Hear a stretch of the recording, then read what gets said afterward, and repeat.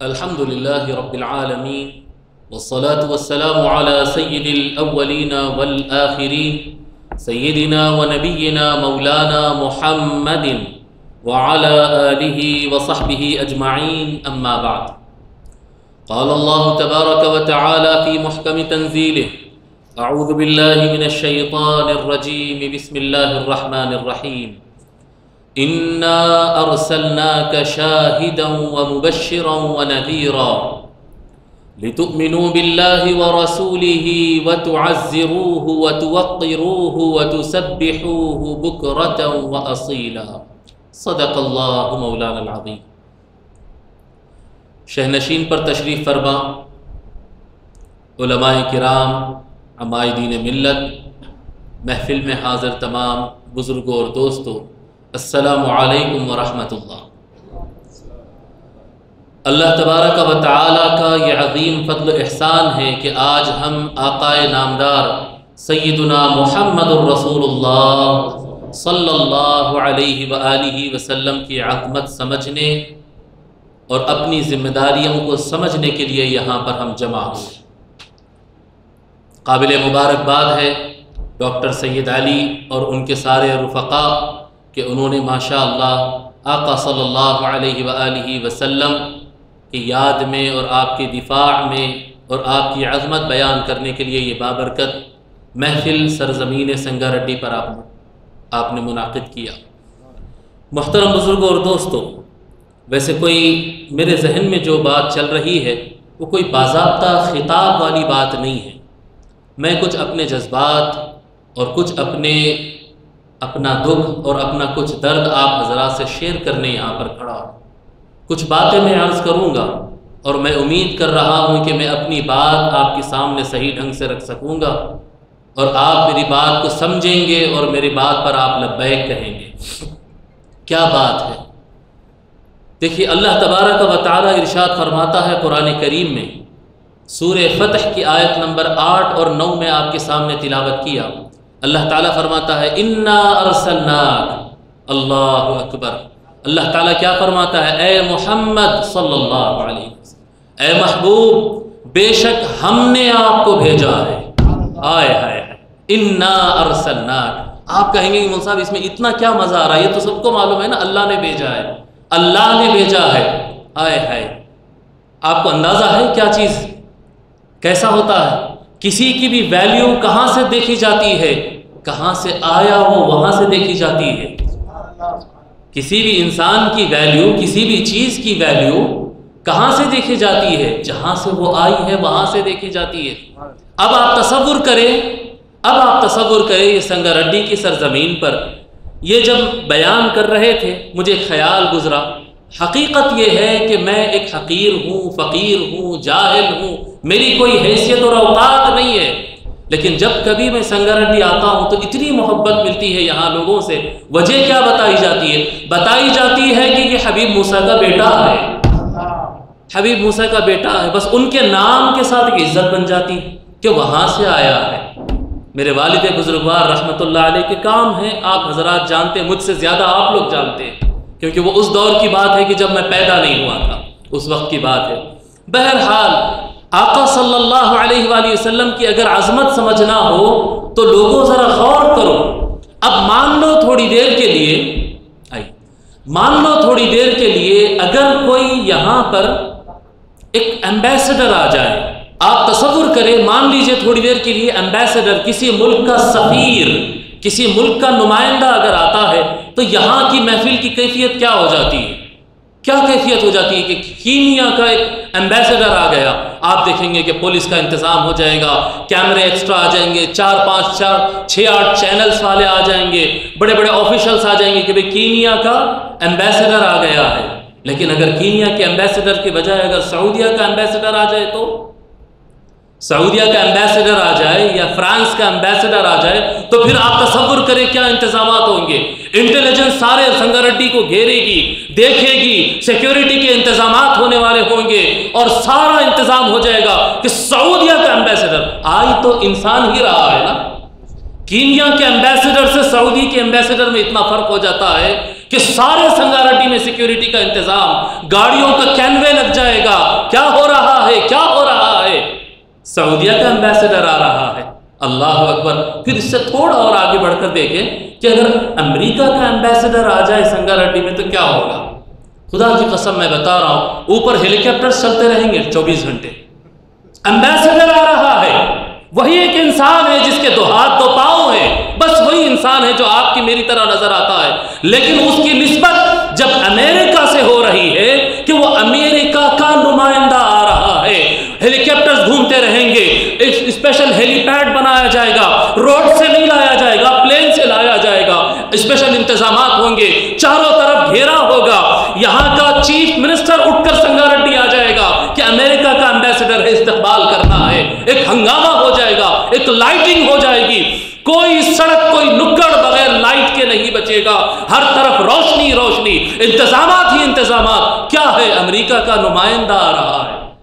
اِنَّا أَرْسَلْنَاكَ، اے محمد ہم بھیج رہے ہیں تم کو۔ اللہ اکبر، تصور کرے کون آ رہا ہے؟ اللہ کا نمائندہ آ رہا ہے، رسول اللہ، یہ اللہ کا نمائندہ ہے، یہ اللہ کا سفیر ہے، یہ اللہ کا پیغامبر ہے۔ یہ کہاں سے آ رہا ہے؟ یہ اللہ کے پاس سے آ رہا ہے۔ کیا لے کر آ رہا ہے؟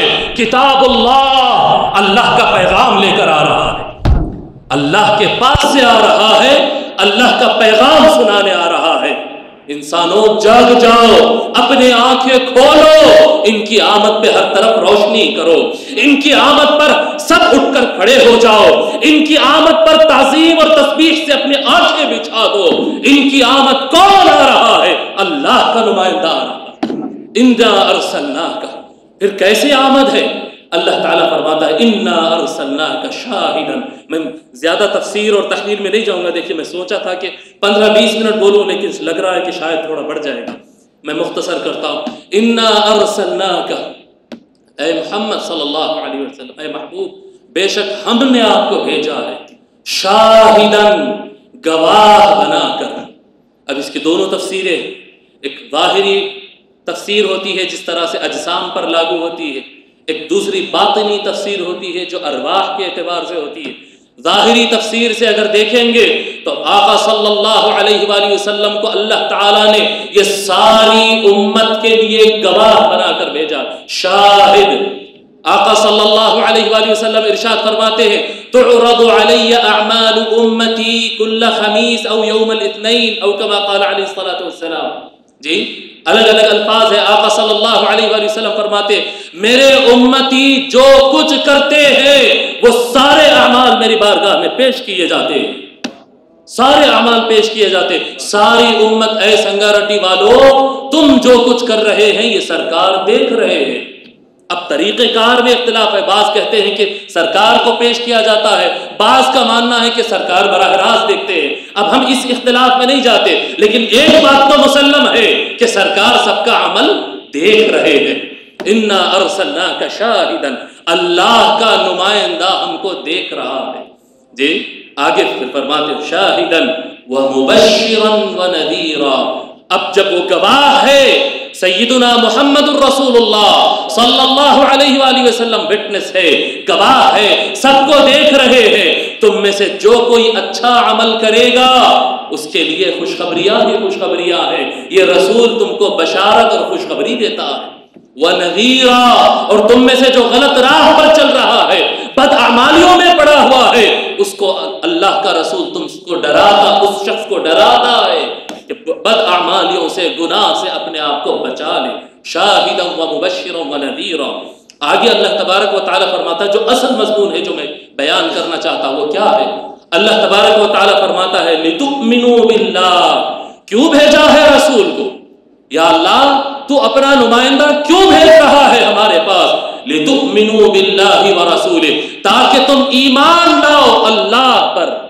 ہو گئی بات؟ نہیں فرمایا لوگوں نہیں، لِتُؤْمِنُوا بِاللَّهِ وَرَسُولِهِ، تاکہ تم سب اللہ اور اس کے رسول پر ایمان لاؤ، اللہ پر بھی ایمان لاؤ اور رسول پر بھی ایمان لاؤ۔ یا اللہ ہم مانتے ہیں آقا سیدنا محمد الرسول اللہ صلی اللہ علیہ وآلہ وسلم آپ کے نبی اور رسول ہے، آپ کے بندے ہیں، خاتم الانبیاء ہے، صاحب کلام اللہ ہے، ان کا حکم ماننا ہم پر فرض ہے، ہم سب مان لیے، ہم رسول اللہ کو مان لیے، ہم رسول اللہ پر ایمان لا لیے، کام مکمل ہو گیا؟ فرمایا کام مکمل نہیں ہوا، صرف رسول اللہ پر ایمان لانا نہیں ہے، لِتُؤْمِنُوا بِاللَّهِ وَرَسُولِهِ وَتُعَزِّرُوهُ، جی کیا فرما رہا ہے اللہ تبارک و تعالی؟ تاکہ تم اللہ پر ایمان لاؤ اور اللہ کے رسول پر ایمان لاؤ اور خوب عظمتیں بیان کرو، رسول کی خوب عظمتیں بیان کرو، خوب شان بیان کرو۔ تعزروه، تعزر، تعزیر کے اندر دو معنی آتے ہیں، ایک احترام، ادب اور تعظیم بیان کرنا، اور دوسرا معنی آتا ہے ان کے کام میں، ان کے مشن میں ان کے ہاتھ پاؤں بن جانا، ان کے ورکر بن جانا، ان کے نوکر بن جانا، ان کے مشن میں شامل ہو جانا۔ جو رسول اللہ نماز پہنچا رہے تھے، سکھا رہے تھے، تم بھی نماز کے داعی بن جانا، تم بھی قرآن کے داعی بن جانا، تم بھی روزے کے داعی بن جانا، تم ان کے نوکر بن جانا، ان کے مشن کے ورکر بن جانا، یہ معنی بھی آتا۔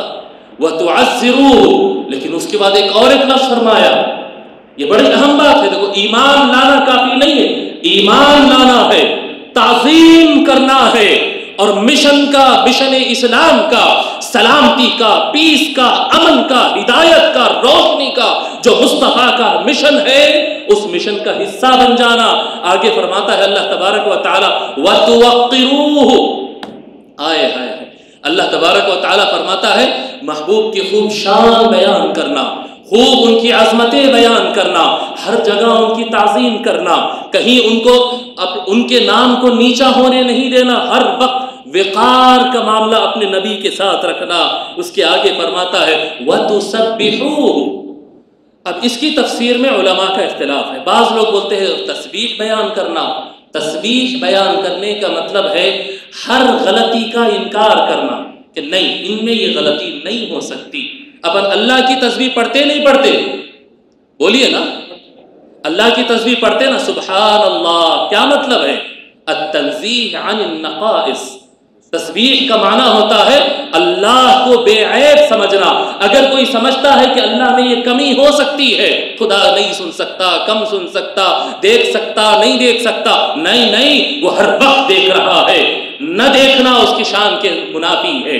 جی وہ نہیں سن سکتا ہے، نہیں نہیں، اللہ ہر وقت، ہر جگہ، ہر کسی کو سنتا ہے۔ جی وَأَنَّ اللَّهَ قَدْ أَحَاطَ بِكُلِّ شَيْءٍ عِلْمًا، ہر شے کا علم رکھتا ہے۔ جی اللہ تعالی ہمیشہ موجود ہے۔ تسبیح کا مطلب ہوتا ہے کہ ہر غلطی اور برائی کو اس سے دور ماننا، کہ نہیں آ سکتی ہے کوئی برائی۔ مفسرین میں امام شیخ الاسلام عارف باللہ امام انوار اللہ فاروقی رحمت اللہ علیہ، بانی جامع نظامیہ، اور دیگر مفسرین بھی، کئی مفسرین بیان فرماتے ہیں وَتُعَزِّرُوهُ میں عظمت مصطفیٰ بیان کرنا ہے، وَتُوَقِّرُوهُ میں احترام اور عظمت مصطفیٰ بیان کرنا ہے، وَتُسَبِّحُوهُ بُكْرَةً وَأَصِيلًا، صبح و شام مصطفیٰ کی ذات سے عیب کا دفاع کرنا اور دور کرنا ہے۔ زمانے آتے جائیں گے، لوگ اٹھتے جائیں گے، کہیں گے کہ اے مسلمانوں، تمہارے پروفٹ، تمہارے نبی کی ذات میں یہ کمزوری تھی، یہ خامی تھی، یہ غلطی تھی۔ ٹھیک ہے، ہمارے نبی میں کوئی کمزوری؟ جی سنگاریڈی والے بتاؤ آپ کیا مانتے ہیں؟ کیا ہمارے نبی میں کوئی کمزوری تھی؟ ہمارا ایمان ہے کہ ان کے اندر کوئی کمزوری نہیں۔ یہی صبح و شام دفاع مصطفیٰ کرتے رہنا، وَتُسَبِّحُوهُ بُكْرَةً وَأَصِيلًا۔ یہ ایک فرض تھا امت پر، جو اللہ نے ہم پر لاگو کیا، لازم کیا، فرض کیا کہ ہم دفاع مصطفیٰ کریں۔ دفاع مصطفیٰ کا مطلب یہ ہرگز نہیں ہوتا کہ کسی کو مارو، دھاڑو، کاٹو، نہیں نہیں، ذہنوں کے اندر شیطان، ذہنوں کے اندر شیطان صفت انسان لوگوں میں وسوسے ڈالتے ہیں کہ اگر آپ کے نبی اتنے اچھے تھے تو بتاؤ اسلام میں عورت کے اوپر اتنا ظلم کیوں ہوتا ہے؟ جی کیوں کمپلسری کیا جاتا ہے عورت کو حجاب پہننا؟ کیا عورت اپنی مرضی سے کپڑے حجاب نہیں اتار سکتی کیا؟ جی کیوں ظلم کیا جاتا ہے؟ کیوں عورتوں کو بند کر کے رکھا جاتا ہے؟ کہاں ہے ویمن رائٹس؟ مضامین بہت ہے، میں ویمن کے مضمون کو لے لیتا ہوں، جسٹ ویمن کا مضمون۔ عورتوں کے اوپر اسلام نے ظلم کیا؟ عورتوں کے اوپر سیدنا محمد الرسول اللہ نے ظلم کیا صلی اللہ علیہ وسلم؟ شرم آنا چاہیے ایسا کہنے والوں کو۔ جہالت کے کس گڑھے میں گرے ہو؟ اٹھو کتابیں پڑھو۔ ارے جس زمانے میں، وہ عرب کے زمانے میں جب عورت کو زندہ، جب بچی پیدا ہوتی تو زندہ دفن کر دیا جاتا تھا، اس زمانے میں پیدا ہوئے ہمارے آقا، اس زمانے میں پیدا ہوئے۔ وہ زمانہ تھا کہ عورت کے مرنے پر اگر کوئی عورت کڈنیپ ہو جائے نا تو اس کے لیے لڑتے بھی نہیں تھے لوگ۔ عورت ہی گئی نا، چلو اس کے لیے کیا لڑنا ہے جی، عورت کو اٹھا لیا گیا، اتنی چھوٹی بات کے لیے کیا لڑائیاں لڑنا ہے۔ یہ وہ زمانہ تھا۔ جنگ ہوئی، اللہ اکبر، جنگ ہوئی۔ حضور اکرم صلی اللہ علیہ وآلہ وسلم جنگ کے بعد حضرت سیدتنا ام المؤمنین صفیہ بنت حیی رضی اللہ عنہا سے نکاح فرمائے۔ وہ کون سا زمانہ تھا؟ وہ اس زمانہ جب مرد حضرات گھروں میں کوڑا لٹکاتے تھے۔ یہ نارمل بات تھی۔ کوڑا معلوم نا، چابک، گھوڑوں کو اور بیلوں کو مارنے والا، وہ چابک اور وہ کوڑا لٹکا کے رکھتے تھے بیویوں کو مارنے کے لیے۔ نارمل بات تھی یہ، بات نارمل بات تھی یہ جی۔ عورت کو سامنے کھڑے رہنے کی اجازت نہیں تھی۔ جنگ سے آ رہے ہیں، جنگ میں قید کی گئی ایک عورت، یہود سے جنگ ہوئی، جنگ ختم ہوئی، سیدتنا صفیہ رضی اللہ عنہا بیٹھی ہے وہاں پر۔ حضور صلی اللہ علیہ وآلہ وسلم فرماتے ہیں، ہارے ہوئے لشکر سے آئی سو عورت۔ حضور صلی اللہ علیہ وآلہ وسلم فرماتے، بی بی صفیہ تمہاری مرضی ہے، تم چاہو تو میں تم کو آزاد کر دوں، تم چاہو تو میں تمہارا نکاح کسی کے ساتھ کرا دوں، تم چاہو۔ کون ہے؟ باندی ہے، جنگ میں پکڑی گئی سو باندی۔ حضور صلی اللہ علیہ وآلہ وسلم فرماتے، میں قوم کا سردار ہوں، اگر تم چاہو تو مجھ سے بھی نکاح کر سکتی ہو، سارے آپشنز تمہارے سامنے کھلے۔ صحابہ کرام تعجب میں ہیں کہ ان سے پوچھنے کی کیا ضرورت ہے، یہ تو جنگ میں پکڑے گئے سو ہے، ان سے پرمیشن لینے کا کیا ہے؟ لیکن وہ صفیہ بنت حیی رضی اللہ عنہا ٹائم لیتی ہے اور اس کے بعد عرض کرتی ہے، یا رسول اللہ میں اسلام قبول کر لیتی ہوں، آپ مجھے آزاد کر دیجئے۔ حضور صلی اللہ علیہ وآلہ وسلم فرماتے ہیں، چلو صفیہ نے اسلام قبول کر لیا اور میں نے اس کو آزاد کر دیا۔ آزاد کرنے کے بعد ام المؤمنین صفیہ کہتی ہے، جی آزاد کر دیے سرکار، اب پلٹ کر آ کر کہتی ہے، یا رسول اللہ میں آپ سے شادی کرنا چاہتی ہوں۔ اب حضور صلی اللہ علیہ وآلہ وسلم نکاح کر لیے۔ لوگ تعجب میں، عورت کو اتنی ویلیو، عورت کو اتنا سنا جا رہا ہے، شادی کر لیے۔ ام المؤمنین صفیہ رضی اللہ عنہا کی ہائٹ زیادہ لمبی نہیں تھی، تھوڑا سا کم تھی، اور عرب میں اونٹ بڑے اونچے اونچے ہوتے تھے۔ جب نکاح خوانی ہو گئی اور قافلہ اب آگے بڑھنا ہے، جنگ سے واپس ہی جانا ہے، اونٹ پر خاتون کو چڑھانا ہے، تو اونٹ کو بٹھا دیا گیا۔ ٹھہرے ہوئے اونٹ پہ تو نہیں بیٹھ سکتے نا صاحب، مگر وہ اونٹ بہت اونچا چوڑا تھا۔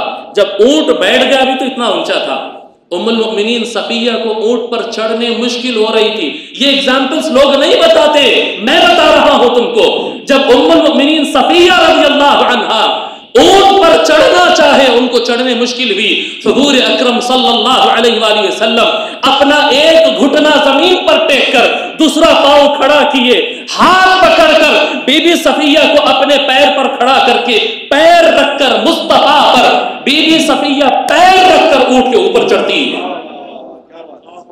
زمانہ حیران ہے کہ عورت مرد کے اوپر پیر رکھ سکتی ہے۔ فرمایا بیوی کا حق ہے، کسی نے دیا تھا یہ حق اسلام سے پہلے۔ آج بڑا اچھا لگتا ہے، ہاں ایسا ہوتا ہے، ہاں ایسا ہوتا ہے، آج بڑا اچھا لگ رہا ہے، لیکن سرکار کے اس عمل سے پہلے کسی نے ایسا کیا ہو، ایک ایگزامپل بتا دو، ایک ایگزامپل بتا دو کہ کسی نے اس طرح سے کیا ہو۔ ارے اسلام نے عورتوں کے لیے کیا کیا ہے؟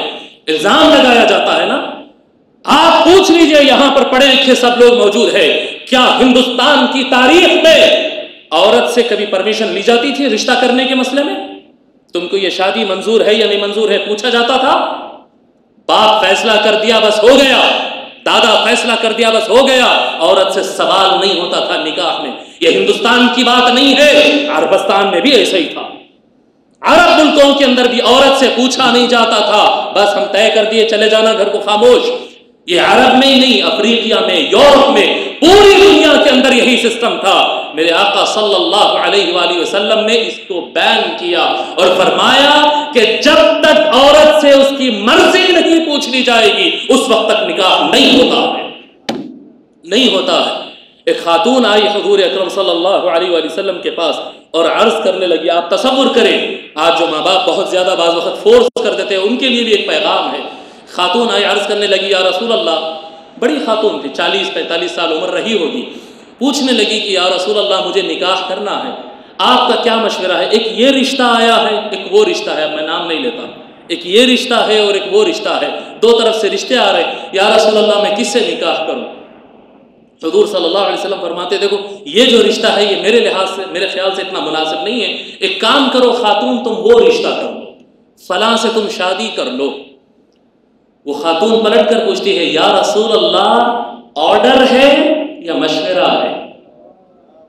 آئے ہائے، حضور صلی اللہ علیہ وسلم فرماتے، نہیں بیوی، مشورہ ہے، آپ کی زندگی ہے، آپ کی مرضی، میرا مشورہ ہے۔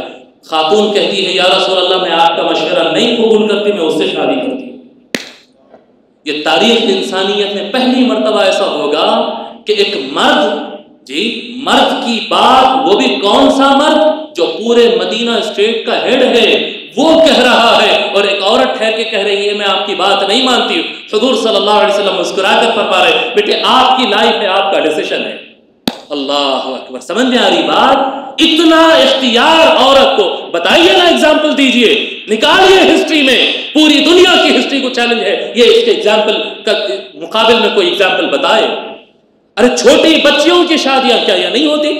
ہمارے ہندوستان میں، عربستان میں، افریقہ میں، یورپ میں، دنیا کے ہر مقام پر کم عمری میں شادیاں کر دیتے ہیں، بچیوں کے 10 سال کا بچہ 8 سال کی بچی نکاح خوانی پڑھا دیتے، بڑی ہونے کے بعد ودائی ہوتی ہے، ہو جاتی نا، اب کیا کر سکتے، ہمارے دادا شادی کر کے چلے گئے، ہم کچھ بھی نہیں کر سکتے، نہیں، کچھ نہیں کر سکتے، نہیں۔ واحد مذہب ہے اسلام، واحد پیغامبر امن ہے، پیغامبر انسانیت ہے، سیدنا محمد الرسول اللہ صلی اللہ علیہ وآلہ وسلم نے یہ قانون بنایا ہے کہ اگر بچہ ہو یا بچی، اگر نابالغ چھوٹے ہیں، مائنر ہے، ان کی نکاح خوانی اگر پڑھا دی جائے تو جب وہ میاں بیوی بن گئے وہ لوگ، لیکن جب وہ بالغ ہوں گے، میچورڈ ہوں گے، اس کے بعد ان کے ملن اور ملاپ اور ودائی کا ٹائم آئے گا تو ان سے پوچھ لیا جائے گا کہ 10 سال 15 سال 20 سال پہلے تمہارے باپ داداؤں نے یہ نکاح کر دیا تھا، اب تمہاری ودائی کا ٹائم ہے، تم یہ رشتہ رکھنا چاہتے ہیں یا نہیں رکھنا چاہتے؟ اگر لڑکا یا لڑکی کوئی کہہ دیے کہ نہیں بچپن میں میرے کو شعور نہیں تھا، میری شادی کر دیے، میں نہیں رکھنا چاہ رہا ہوں یہ رشتہ، امیڈیٹ اسی ٹائم پر بنا کسی طلاق اور خلا کے جسٹ ان کے انکار کرنے پر رشتہ ختم ہو جاتا ہے۔ چائلڈ میرج پر حضور صلی اللہ علیہ وآلہ وسلم نے جی آج بین لگاتے ہیں، چائلڈ میرج پر بین لگاتے ہیں، بہت اچھا کرتے ہیں، لگانا چاہیے بین، مگر میں مشورہ دوں گا، اگر میری آواز کہیں سے گورنمنٹ تک پہنچ سکتی ہے کہ اگر چائلڈ میرج کو کنٹرول کرنا چاہ رہے، کنٹرول ہو گیا، اب بین کرے نا، کنٹرول ہو گیا، جا کے دیکھو راجستھان میں آج بھی کتنے چھوٹے چھوٹے بچیوں کی شادیاں ہو رہی ہیں، کشمیر میں دیکھو کتنے چھوٹے چھوٹے بچیوں کی شادیاں ہو رہے ہیں، اتراکھنڈ اور بہار میں جا کے دیکھو کتنے چھوٹے چھوٹے بچیوں کی شادیاں ہو رہے ہیں۔ تم بین لگائے، تم قانون بنائے، تم جیل لگائے، سب کچھ ہونے کے بعد کنٹرول ہو سکا؟ نہیں ہو سکا، کیونکہ فیملیز کا یہ اندازہ ہے کہ ہم ہماری مرضی سے کریں گے، ہم گورنمنٹ کی کیوں سنو؟ سب سے بہترین سسٹم چائلڈ میرج کے لیے اگر کسی نے دیا ہے تو وہ سیدنا محمد رسول اللہ صلی اللہ علیہ وسلم آپ نے دیا ہے۔ یہ نہیں کہا کہ خاندان کے بڑوں کی نہیں چلے گی، فرمایا تمہاری چلے گی، تم شادی کرانا چاہتے ہو کرا سکتے ہو، لیکن ودائی کی پرمیشن نہیں ہے، ملاپ نہیں ہوگا۔ ملاپ اور ودائی اس وقت ہو سکتی ہے جب بڑے ہونے اور میچورڈ ہونے کے بعد لڑکا اور لڑکی دونوں اپنی زبان سے ہاں کہیں گے تو ملن ہوگا، ورنہ بات برخاست ہو جائے گی۔ سب سے بہترین سسٹم، اس پر حکومتوں کو غور کرنا چاہیے۔ نکاح کا مسئلہ، طلاق کتنی بڑی رحمت ہے، اندازہ ہے؟ ارے مصعب طلاق بھی کبھی رحمت ہوتی، طلاق تو لڑائیاں جھگڑوں کی بات ہے، نہیں، تو ایک مرد ایک عورت کا مزاج نہیں بن رہا، لڑ رہے، گھر جہنم بنا ہوا ہے، شوہر بیوی پہ ظلم کر رہا، بیوی ستا کے شوہر کا دماغ کھا جا رہی، اور لڑائی پہ لڑائی، یہ زندگی ہے؟ یہ کیا تصور ہے ہمارے پاس؟ قدیم زمانے کی سوچ ہے کہ جب شادی ہو جاتی ہے تو ایک عورت ایک مرد کی ملکیت اور پراپرٹی بن جاتی ہے، وہ اس کا پتی، اونر بن جاتا ہے۔ اب وہ اس کو مارے دھاڑے اٹھائے بٹھائے جیسا بھی رکھے، پتنی ہے اس کی ملکیت ہے، وہ کچھ نہیں کر سکتی۔ نہیں، پوری دنیا میں یہی سسٹم تھا، یہاں پر نہیں، عرب میں بھی یہی سسٹم تھا، افریقہ اور یورپ میں بھی یہی سسٹم تھا۔ ہمارے آقا سیدنا محمد الرسول اللہ جو رحمت ہے ساری کائنات کے لیے، آپ نے یہ نظام بنایا کہ فرمایا پہلی انسانیت کو سب سے پہلا کمپلیٹ سسٹم آف ڈیورس دینے والے ہمارے آقا سیدنا محمد رسول اللہ صلی اللہ علیہ وسلم۔ ایسا نہیں ہوتا کہ کھڑے کھڑے طلاق دے دے، ایسا نہیں ہے، سرکار نے بڑا پروسیجر بتایا ہے اس کا۔ جب بات نہیں بنتی ہے تو خاندانوں کو بلانا، بات چیت کرانا، ٹائم دینا، بہت ڈھیل دینا، 2 مہینے 4 مہینے چھوڑنا، وہ سسٹم کی بات ہے، اپنی جگہ ہے۔ لیکن 2 رشتے جو جہنم بن گئے ہیں، ایک دوسرے سے نفرت کر رہے ہیں، ایک دوسرے کو کاٹ کھا رہے ہیں، ساتھ پہ رہنے کی ضرورت نہیں ہے، نفرت کرنے کی ضرورت نہیں ہے، بنا نفرت کے رشتہ ختم کرو، دوسرے سے رشتہ کر لو، اپنی زندگی جی لو۔ یہ طلاق کی رحمت ہمارے آقا محمد رسول اللہ نے دیا۔ عورت پہ ظلم کرے ہمارے آقا؟ ارے پرانے زمانے میں اگر عورت کو چھوڑنا چاہے تو یہ رائٹ صرف مرد کے ہاتھ میں آتا تھا۔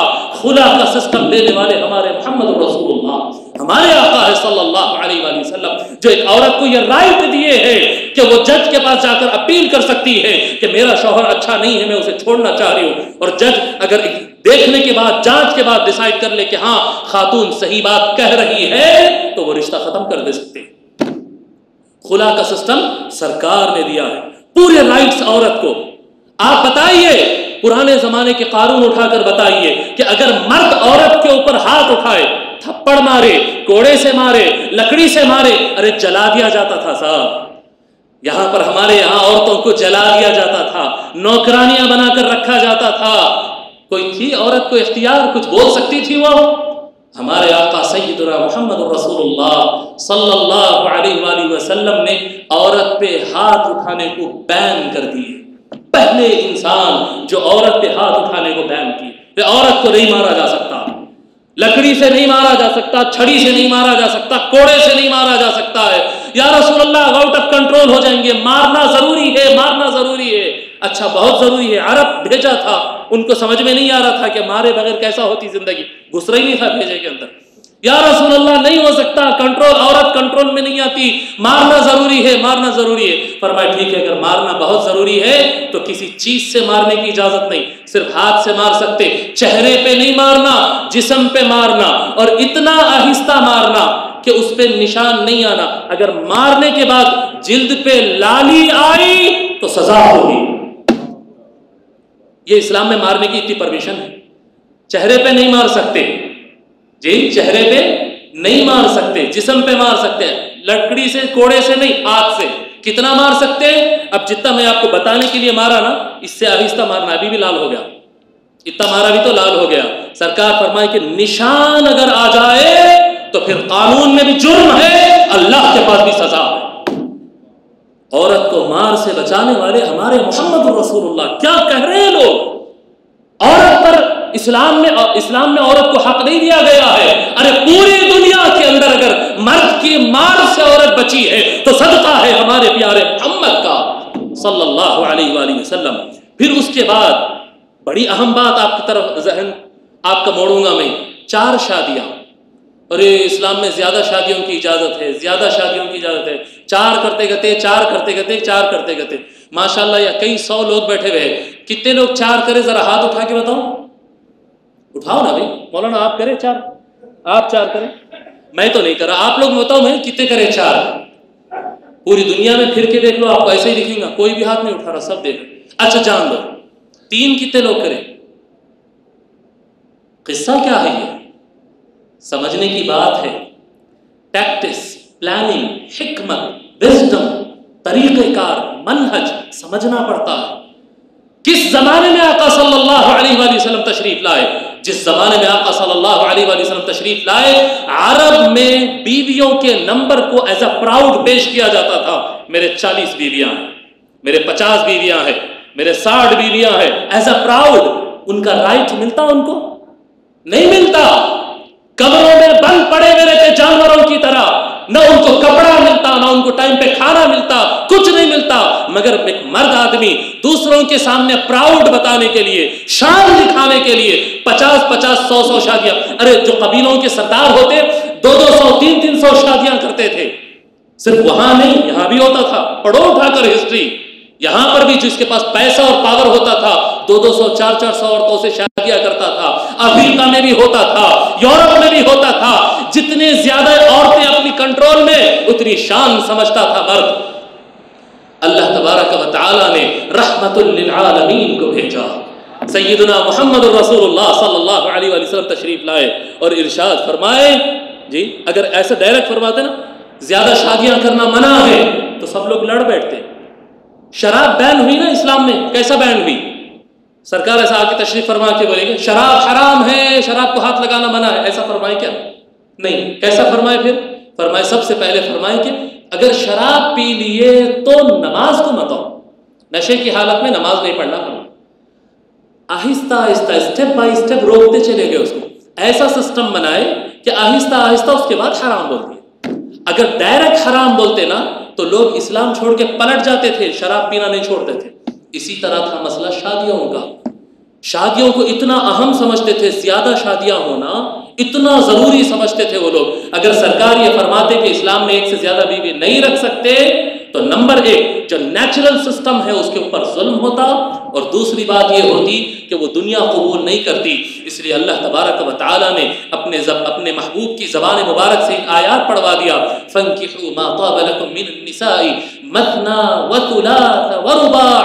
بیان کیسے کر رہے ہیں جیسا چانس دے رہے ہیں اور آپشن دے رہے ہیں. اے مردو جتنے چاہے شادیاں کر لو، 2 کر لو، 3 کر لو، 4 کر لو.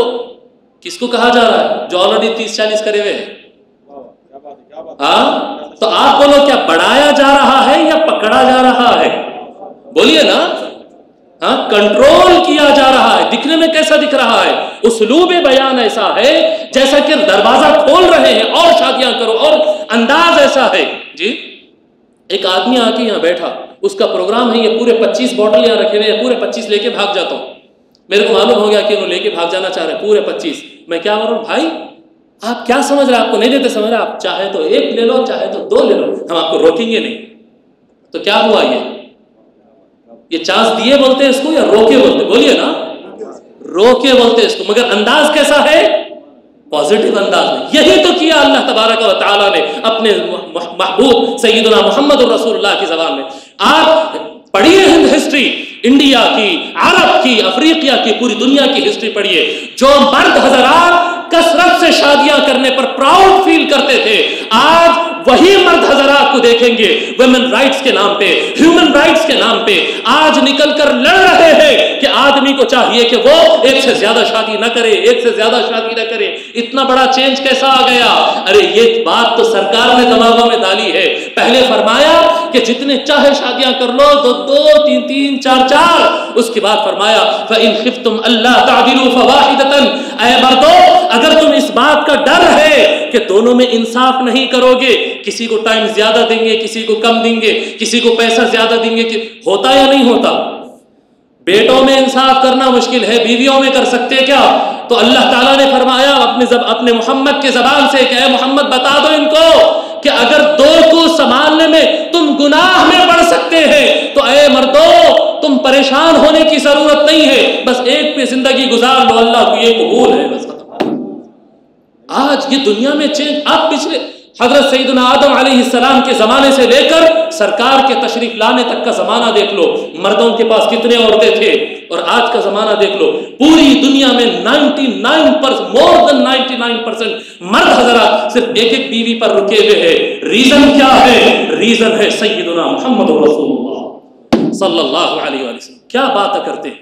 اسلام میں تو 4، اسلام میں تو 4. ارے روکا جی اسلام، روکا جی اسلام، بچایا جی اسلام.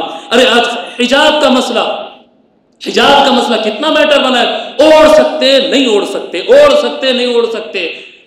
ارے اسلام نے عورت کو چادر دی ہے، تم اس کے سر پہ سے چادر، عورت کے سر پہ سے چادر کھینچنا یہ کس دھرم میں اچھا مانا جاتا ہے بتائیے جی؟ آپ تصور کرو نا کہ کوئی عورت اپنے سر کو چادر سے ڈھانکنا چاہتی ہے. سرپنچ صاحب بیٹھے ہیں، سید علی بیٹھے ہیں، صدر صاحب بیٹھے ہوئے ہیں جماعت اسلامی کے، دیگر سارے احباب جی ہندو مسلم بھائی سب بیٹھے ہوئے ہیں. آپ بتائیے کہ اگر کوئی عورت اپنے سر پہ سے چادر پلو دونی اوڑھنا چاہتی ہے، اگر کوئی مرد آدمی اس کو کھینچ کر نکالے، آپ برداشت کر سکتے ہیں؟ کوئی سوسائٹی اس چیز کو برداشت کر سکتی ہے؟ جی کیا آپ چاہتے ہیں کہ آپ کی بیٹی بغیر اوڑھنی کھڑی ہو اور لوگ اسے دیکھیں؟ جی کسی میں سے تم میں سے مسلم غیر مسلم سب سے کوشچن ہے، اگر تمہاری بیٹی نوجوان بچی کھڑی ہو، بازار سے گزر رہی ہو، کوئی دیکھ کے کہے کہ اس کا کان ایسا ہے، اس کی ناک ایسی ہے، اس کی گردن ایسی ہے، آپ برداشت کریں گے یہ چیز کو؟ کیا وہ عورت کیا فیل کرے گی اگر کوئی دیکھ کر اس طرح سے اس نظروں سے دیکھ رہا ہے؟ اور اس نظروں سے کس کس کے آنکھوں کو اندھے کریں گے آپ روکنے کے لیے؟ جی کتنوں کو اندھے کریں گے آپ تاکہ غلط نظر سے نہ دیکھے؟ آپ کو کیا معلوم کون کس نظر سے دیکھ رہا ہے؟ اگر خود کی حفاظت کے لیے ایک عورت اپنے سر پہ چادر اوڑھ لے تو یہ پرابلم ہو گیا، یہ پرابلم ہو گیا. ارے سرکار صلی اللہ علیہ وآلہ وسلم نے چادر اس وقت عطا کی ہے، یاد رکھو لوگوں، میں تم کو بتا رہا ہوں وہ زمانہ جب باڈی کور کرنے کی اجازت دی گئی، سر پہ چادر اوڑھنے کا سرکار نے حکم فرمایا، وہ ایج، وہ زمانہ، وہ کون سا تھا جب عورتوں کو بازار میں بیچا جاتا تھا؟ نارمل بات تھی. عرب میں بھی، ہندوستان میں بھی، افریقہ اور یورپ میں، پوری دنیا میں مارکیٹ میں عورت کو ایز اے سامان، as a property, as a thing بیچا جاتا تھا. اور اس زمانے میں جو عورت کو بیچا جاتا تھا اس کو اپنے سر پہ سے کور کرنے کی اجازت نہیں ہوتی تھی تاکہ لوگ دیکھ سکے کہ اس کی باڈی کتنی خوبصورت ہے، دیکھ کر اس کا پرائز لگایا جائے. سرکار صلی اللہ علیہ وآلہ وسلم نے عورت کی یہ بے حرمتی، عورت کو یہ بے عزتی سے بچا کر، یہ گڑھے سے نکال کر سرکار صلی اللہ علیہ وآلہ وسلم وہ مقام پر لا کر کھڑا کرے کہ ہر عورت اپنی مرضی سے اپنے جسم کو کور کرے گی، اپنے سر کو کور کرے گی، جس سے چاہے چھپائے گی. کوئی عورت کی چادر اس کے سر پہ سے نہیں کھینچ سکتا ہے.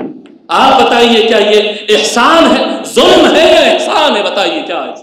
بولیے نا، احسان ہے. کیا نہیں کیا آقا صلی اللہ علیہ وآلہ وسلم؟ ارے آج بھی عورت کو کیا اس کے ماں باپ اگر مر جائے وراثت میں حصہ ملتا؟ ماں باپ مر گئے، زمین چھوڑے، جائیداد چھوڑے، پیسہ چھوڑے، پورے بھائیاں کھا کے بیٹھ جاتے ہیں. ایک ہی مذہب ہے جس کا نام ہے اسلام، ایک ہی ذات ہے جس کا نام ہے محمد رسول اللہ صلی اللہ علیہ وآلہ وسلم. انہوں نے کہہ دیا نہیں، اگر کوئی آدمی مر جائے اس کی پراپرٹی چھوٹی نہیں، بچوں کی تو شادیاں ہو گئے نا، جہیز دیو، وہ سب جو کرے تم کرے. انتقال ہوا، بیٹوں کو اتنا، بیٹیوں کو اتنا، بیوی ہے تو اتنا، ماں ہے تو اتنا. ارے اچھا بیوی کو بھی ملے گا؟ ہاں ملے گا. بیٹی ہے بیٹی کو بھی ملے گا، ماں ہے تو ماں کو بھی ملے گا. کوئی عورت کو نہیں چھڑے سرکار صلی اللہ علیہ وسلم، ہر عورت کو حصہ دلائے. بتاؤ نا مجھے کسی اور نے ایسا سسٹم دیا ہو. یہ سیدنا محمد الرسول اللہ صلی اللہ علیہ وآلہ وسلم کا معاملہ تھا. لوگوں بہت لمبی کر دیا بات، اپنی بات کے اختتام کی طرف جاتا ہوں. اے سنگا رڈی والو، اے ہندو مسلم بھائیو، سب سے میں کہہ رہا ہوں، اے ہندوستانیو، میں بتا رہا ہوں، نفرت آتی ہے جہالت سے، نفرت آتی ہے جہالت سے، نفرت اور ہیٹ آتا ہے الٹریسی سے. جو لوگ آج ہمارے آقا کے خلاف زبان کھول رہے ہیں وہ الٹریٹ ہے، جاہل ہے، ان پڑھ ہے، انہوں نے نہیں پڑھا ہے. یہ ایک کتاب، ایک چھوٹی سی کوشش ہے آپ کے سامنے، ایک چھوٹی سی کوشش ہے، real sketch of the prophet Muhammad صلی اللہ علیہ وآلہ وسلم. رسول اکرم صلی اللہ علیہ وآلہ وسلم کی جو تصویر تم کو دکھائی جاتی ہے کہ وہ تو بڑے مارنے دھاڑنے والے ہیں. یہ جنگوں کے اوپر اور یہ تلوار اٹھانا اور اس کے اوپر انشاءاللہ کل بولوں گا، کل میرا پروگرام ونستری پورم میں، وہاں پر بولوں گا. آج خواتین سے متعلق بولنا چاہا تھا، بول دیا. جی ایک تصویر بتائی جاتی ہے کہ اسلام تو تلوار سے پھیلا ہے. محمد بن قاسم ہندوستان میں اٹیک کیا، محمود غزنوی اٹیک کیا. ہم نہ محمود غزنوی کو مانتے، نہ محمد بن قاسم کو مانتے، نہ شہاب الدین غوری کو مانتے. جی کتنے فاتحہ پڑھے اب تک شہاب الدین غوری کے نام کے ساتھ؟ بولیے جی. کون سا جھنڈا چڑھایا محمد بن قاسم کا؟ ارے بادشاہ تھے، آئے لڑے گئے، کتنے راجا، ہندو مسلم سکھ عیسائی سب اپنے راج کے لیے لڑے، ویسا انہوں بھی لڑے سوئے. پھر رسول اللہ کا نمائندہ کون تھا؟ جی پھر ہمارے آقا صلی اللہ علیہ وآلہ وسلم کا دین لے کر آیا سو کون تھا؟ وہ خواجہ معین الدین چشتی تھا، وہ داتا گنج بخش علی حجویری ہے، محمد گیسو دراز ہے، وہ نظام الدین اولیاء ہے۔ یہ ہے رسول اللہ کی تصویر، یہ ہے ہمارے آقا صلی اللہ علیہ وآلہ وسلم کی عملی تصویر، پریکٹیکل تصویر۔ جی آج اگر آپ اور میں حضور اکرم صلی اللہ علیہ وآلہ وسلم کی اگر حقیقی تصویر اگر ہم نہیں بتا سکتے ہیں، بتانا چاہیے اپنے کردار سے، بتانا چاہیے اپنے عمل سے، محنت کرنا چاہیے۔ ساتھ ساتھ ہمارے آقا صلی اللہ علیہ وآلہ وسلم عورتوں کے ساتھ کیسے تھے، بچوں کے ساتھ کیسے تھے، غیروں کے ساتھ کیسے تھے، دشمن کے ساتھ کیسے تھے، جی کافروں کے ساتھ کیسے تھے، جب مخالف مذہب والوں کے ساتھ انتہا بتاؤ، ہمارے آقا صلی اللہ علیہ وآلہ وسلم جانوروں کے ساتھ کیسا تھے، ہمارے آقا صلی اللہ علیہ وآلہ وسلم جھاڑوں کے ساتھ کیسا رہتے تھے۔ اگر آپ کو اصلی تصویر دکھانا ہے، ریئل پکچر دکھانا ہے، تو ریئل اسکیچ آف پروفیٹ محمد صلی اللہ علیہ وسلم آپ کے ہاتھ میں ایک ٹول ہے۔ یہ کتاب انگلش میں تھی، انگلش میں پھیلایا جا رہا تھا، لیکن ہندوستان میں صرف انگلش میں نہیں پھیلایا جا سکتا، اس کو اردو میں ٹرانسلیٹ کیا گیا، ہندی میں ٹرانسلیٹ کیا گیا۔ اللہ جزائے خیر دے مدثر فیصل کو، سید فیصل کو، کہ انہوں نے جو ہے اس کو تیلگو میں ٹرانسلیٹ کیا۔ ہم ایک مشن پر نکلے ہیں، تلنگانہ اور آندھرا کے سارے اپنے ہندو بھائیوں کو اور مسلم بھائیوں کو سب کو یہ کتاب پہنچائیں گے۔ اہلیان سنگاریڈی، اب میرا آپ لوگ سے سوال ہے، کیا جو باتیں میں بولا اس بات سے آپ سہمت ہے یا نہیں ہے؟ بولیے، آواز سے بولیے نا، نہیں اور آواز سے بولیے۔ بالکل ٹھیک ہے نا یہ بات؟ تو کیا یہ بات جو آپ جان لیے، آپ نہیں چاہتے کہ آپ کا مسلم اور غیر مسلم سب بھائی جانے؟ بولیے نا، جاننا چاہیے نا۔ الا فلیبلغ السامع الغائب، سرکار نے فرمایا جو حاضر تھا وہ غائب کو بتا دے، جو پریزنٹ تھا وہ ایبسنٹ رہنے والوں کو بتا دے۔ آپ کی کیا ذمہ داری ہے؟ اب یہ میں سید علی کو تو میں بولا، ڈاکٹر سید علی کو، کہ یہ کتاب یہاں پر بیچیں گے۔ سید علی بولے نہیں ہم بیچیں گے نہیں حضرت، آپ اجازت دیجیے، ہم سنگاریڈی والوں کو اپنی طرف سے گفٹ دینا چاہ رہے ہیں جو بھی جلسے میں آئے۔ تو سب سے پہلے ذرا آپ آواز سے شکریہ بول دیجیے۔ ہاں چلیے جی، انہوں گفٹ پیش کر رہے تھے آپ کو، لیکن گفٹ میں کتنے لوگوں کو پہنچائیں گے؟ میں اگر گفٹ دینے نکلا، میں پورے آندھرا پردیش اور تلنگانہ تیلگو بیلٹ میں کام کرنے نکلا، کتنے گفٹ دوں؟ دے سکتا ہوں کیا میں؟ جی 8 کروڑ آدمی ہے، بانٹ دوں؟ گھر بک جاتا میرا، نہیں بٹتے پورے۔ پھر کرنا کیا پڑتا؟ سب مل کے بانٹنا پڑتا۔ کتاب چھپتی، خرچہ تو ہوتا نا۔ اب میں وہاں سے حیدرآباد سے یہاں تک آیا، پیٹرول ڈیزل گاڑی وغیرہ خرچہ ہوتا نا جی۔ اللہ کا فضل و کرم ہے، اپنے جیب سے آئے ہم۔ ہر جگہ ہمارا معمول یہی ہے، جب آقا کا جب کام کرتے ہیں تو کسی سے پیسہ نہیں لیتے ہم، اللہ کا فضل و کرم، بس اللہ کا احسان ہے، یہ ہم نہیں لیتے ہیں۔ لیکن یہ کام اگر اکیلا میں پہنچانا چاہوں پہنچا سکتا ہوں؟ نہیں پہنچا سکتے۔ اس کے لیے ہینڈز چاہیے، اس کے لیے ٹیم چاہیے۔ ہر آدمی اگر 5-5 10-10 کاپی تیلگو میں انگلش میں جس کو پہنچانا چاہ رہا ہے، کالج اسٹوڈنٹس اور لیکچرر کو پہنچانا چاہ رہا انگلش میں پہنچائے، عام ہندو بھائی کو پہنچانا چاہ رہا تیلگو میں پہنچائے، بڑی عمر کے بزرگ مسلمان کو پہنچانا چاہ رہا ہے اردو میں پہنچا دے، اسکول کے اسٹوڈنٹ اور کالج کے اسٹوڈنٹ پہنچانا چاہ رہا ہندی میں پہنچا دے۔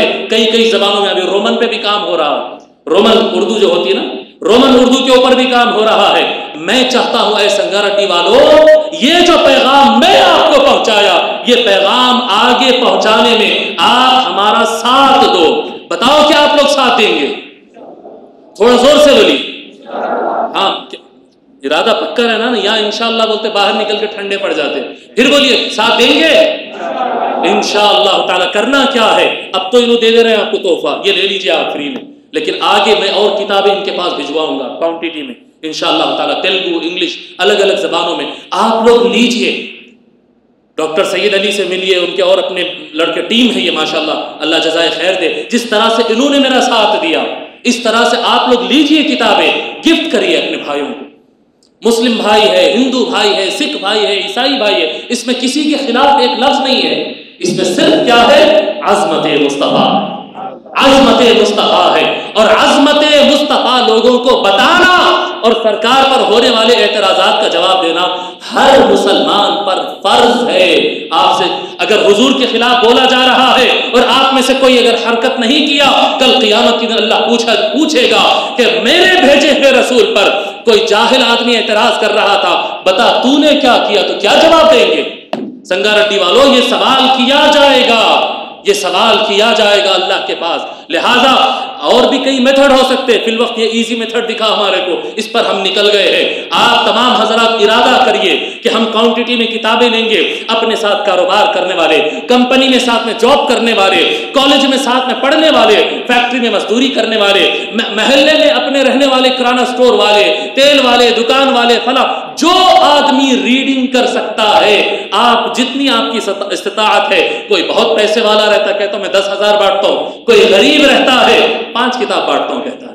جس کی جتنی سکت ہے. میں بتاؤں اس کے اوپر میرا نام نہیں لکھا ہوا ہے, اس کے اوپر ڈاکٹر طاہر, علامہ طاہر القادری شیخ الاسلام کا نام لکھا ہوا نہیں ہے. ہم نے نام ہی نہیں لکھا ٹائٹل پر. کیوں نہیں لکھے مول صاحب؟ اگر میں لکھ دوں میرا نام تو پھر رضوی بھائیاں بولتے ہم نہیں بانٹتے. رضویوں کا نام لکھ دیے تو پھر مول صاحب بولتے ہم تو جماعت اسلامی کے, ہم نہیں بانٹتے. جی, جماعت اسلامی والوں کا نام آ گیا تو دیوبندی حضرات بولتے ہم نہیں بانٹتے. دیوبندیوں کا نام آ گیا تو جامع نظامیہ والے بولتے ہم نہیں بانٹتے. وہ ہو گیا تو میں نہیں بانٹتا ہوں, یہ ہو گیا تو تو نہیں بانٹتا. نام ہی نہیں ہے کسی کا.